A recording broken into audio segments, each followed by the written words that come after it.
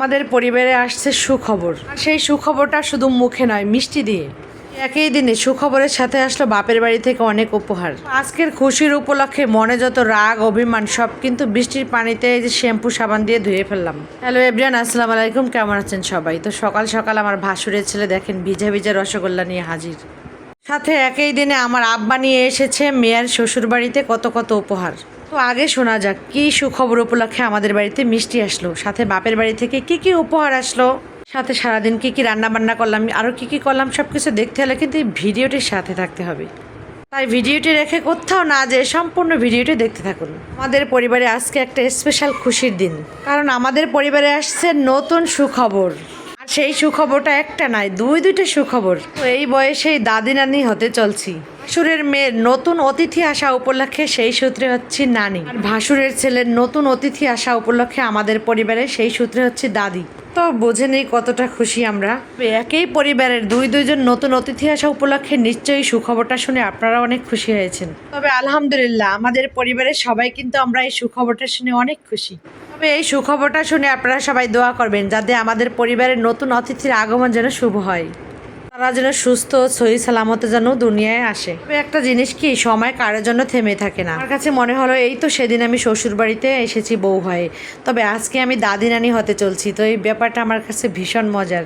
তো যাই হোক, সবাই আমাদের পরিবারের জন্য দোয়া করবেন। তো যাই হোক, সুখবরের গল্পটা তো আপনাদেরকে শোনালাম। তো এবার আমার বাপের বাড়ি থেকে কি কি উপহার এসেছে তো সেগুলো একটু আপনাদেরকে দেখাই। আমার আব্বা এই মেঘলা দিনে আমার জন্য কি কি নিয়ে এসেছে দেখেন। মাছ নিয়ে এসেছে, প্রথমে কেটে ধুয়ে আমার মা পরিষ্কার করে এই মাছগুলো দিয়েছে। তো আমাদের কয়েকটা পুকুর আছে, তো সেই পুকুর এই বৃষ্টির পানিতে ডুবে গিয়েছে, তো সেখান থেকে ছোট ছোট মাছ এসেছে। তো সেই মাছ কিন্তু আব্বা আমার জন্য নিয়ে এসেছে, সাথে বড় মাছও নিয়ে এসেছে। আর এইদিকে দেখেন কাঁঠাল নিয়ে এসেছে, আমাদের গাছের কাঁঠাল। আর এইখানে আম নিয়ে এসেছে, গাছের কলা নিয়ে এসেছে। বাবা মায়ের সন্তানের জন্য ভালোবাসা কখনো ঝড় বৃষ্টিতে আটকায় না। দেখেন কি বৃষ্টি কাদা, তার ভিতরে আমার আব্বা কষ্ট করে আমার জন্য এগুলো নিয়ে এসেছে। এই দুনিয়ায় যাদের বাবা মা নাই তাদের এই দুনিয়াটাই অন্ধকার। তো আমরা এখনো বুঝি না যে তোমার বাবা মা বেঁচে আছে দুইজনেই। তবে আল্লাহর কাছে দোয়া করি সবসময় যেন আমার বাবা মাকে আল্লাহ যেন আরও সুস্থ রাখে, ভালো রাখে। আর এই বৃষ্টি কাদায় আমাদের বাড়ির চারপাশের অবস্থা দেখেন, পুরোই স্যাঁতসেঁতে ভাব। তবে আলহামদুলিল্লাহ, আল্লাহ যে হালাতে রাখছে অনেক শুকরিয়া, হাজারো কোটি আল্লাহর কাছে। কারণ চট্টগ্রামে একটা নিউজ দেখলাম, বন্যার কারণে মানুষের কি অবস্থা হয়েছে। তো সেই দিকে তাকালে আমরা মনে করি আমরা কিছুই সমস্যার সম্মুখীন হয়নি। আলহামদুলিল্লাহ, আল্লাহ আমাদের অনেক ভালো রাখছে। জীবনের প্রতি কোনো অভিযোগ নাই, আফসোস নাই। তবে এই দুনিয়াতে ভালো থাকতে হলে একটা জিনিস ফলো করতে হবে, সেটা হচ্ছে আপনার নিচে কারা আছে সেদিকে ফলো করুন, তাহলে বুঝবেন যে না, তার থেকে আমরা অনেক ভালো আছি আলহামদুলিল্লাহ। তাহলে জীবনের প্রতি কোনো অভিযোগও থাকবে না, কোনো আফসোসও থাকবে না। কি দরকার এই ক্ষণস্থায়ী দুনিয়ায় এত অভিযোগ আর আফসোস করে। যদিও এই কয়টা দিন টানা বৃষ্টির কারণে আমাদের অনেক ক্ষতি হয়েছে, তবে তার থেকে বেশি ক্ষতি হয়েছে চট্টগ্রামের মানুষদের। তো দেখি নিউজে যে কি অবস্থা তাদের। তো বৃষ্টি কিন্তু সব বৃষ্টি সুখের নয়, তবে আল্লাহ দিলে কিছু করারও নাই। তবে সেটাই মানতে হবে, আমাদের কিছু করার নাই। তবে আল্লাহর কাছে একটাই দোয়া, যারা বন্যার কবলে পড়েছে আল্লাহ যেন তাদেরকে দ্রুত বিপদ থেকে উদ্ধার করে। এই বন্যার কবলে তো মানুষদের জন্য খুবই খারাপ লেগেছে। যখন এই নিউজটা আমি দেখেছি তখন থেকে আমাদের বাড়ির যে টুকিটুকি এই যে নানান সমস্যা বৃষ্টির কারণে তলানো, তাছাড়া কাপড় চোপড় নাড়ার সমস্যা, বাচ্চারা বের হতে পারছে না, তো এই নিয়ে আর কোনো অভিযোগ নাই। যদিও অতিবৃষ্টির কারণে আমাদের বাড়িতে একটু পানি হয়েছে, তারপরেও কিন্তু আমাদের মাথা গোজা ঠাই আছে, যে আমাদের মাথার উপর একটু ছাদ আছে। সাথে আমরা ঘরের ভিতরে যাই হোক মোটামুটি চলাফেরা করতে পারতেছি, সাথে আমরা ভালোই মোটামুটি যা খাবার খাচ্ছি ভালোই খাচ্ছি আলহামদুলিল্লাহ।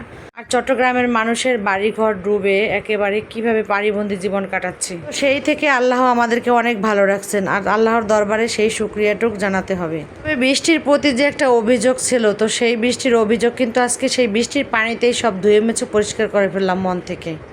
আর এইদিকে তো বাচ্চারা কিন্তু হই হুল্লাড় করতেছিল খুবই, আর আমাদের ছোট সদস্য ফারাজ বাবু খুবই আফসোস করতেছিল যে আমার ভাই বোনরা গোসল করে আমি গোসল করতে পারলাম না। তো যাই হোক, বৃষ্টির পানি দিয়ে সবাই গোসল টোসল করে ফ্রেশ হয়ে এখন এসেছি খাবার খেতে। সেই সাথে আমার আব্বাকেও খাবার দিয়েছি। তো আমার আব্বা যেহেতু বলে এসে নিয়ে হুট করে চলে এসেছে, তো সাদামাটা খাবার আজকে আমরা যা খাবার রান্না করেছি তো সেগুলো দিয়ে আব্বাকে আপ্যায়ন করলাম। আপমা এমন একটা জিনিস, মেয়ের বাড়িতে যদি ডাল ভাতও খায়, মরিচ দিয়ে ভাত খায়, তাও কিন্তু কারো কাছে বলে না। এইদিকে তো আব্বা রান্না কাঁঠাল একেবারে পাকা ছিল, তো সেইগুলো ভেঙে আর সাথে এই যে মেয়েকে আম দিয়ে দুধ দিয়ে কিন্তু মাখিয়ে দিলাম। তবে আজকের ভিডিওটি আমি এখানেই শেষ করে দিচ্ছি। সবাই ভালো থাকবেন, সুস্থ থাকবেন। তো আমাদের সুখবর শুনে আপনাদের কেমন লাগলো অবশ্যই কমেন্ট করে জানাবেন। আল্লাহ হাফেজ সবাইকে।